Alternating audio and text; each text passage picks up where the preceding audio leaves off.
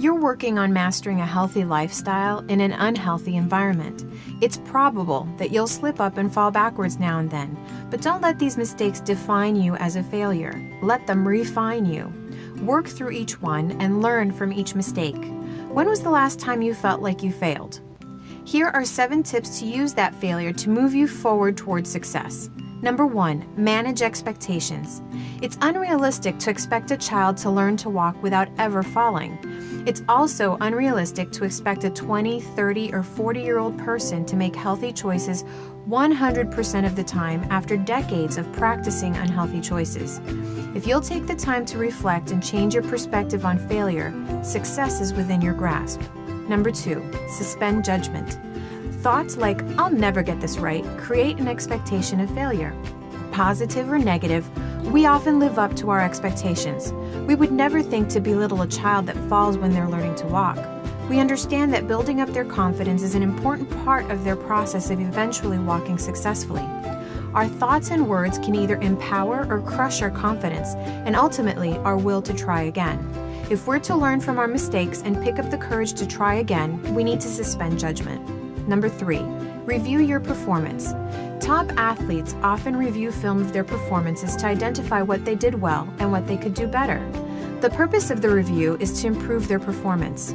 Do you have the same passion for creating health as an elite athlete has to win the game?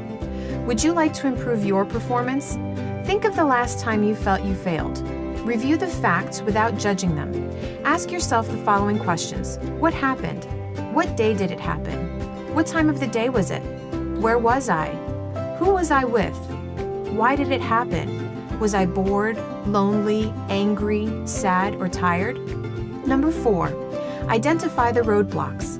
As you review your performance, you'll identify some barriers to success that are specific to you. Maybe it was a birthday celebration or the friends you were with that threw you off your game. Understanding which physical, mental, and financial barriers stand in the way of your successful performance can help you create a plan for success. Number 5, define the win. The next time you're faced with a situation similar to the one that made you feel like you failed, what would make you feel successful? What is it that you ultimately want? What behaviors would move you toward what you want? What would you do differently that would turn the situation around and make you feel proud? Number 6, remember why.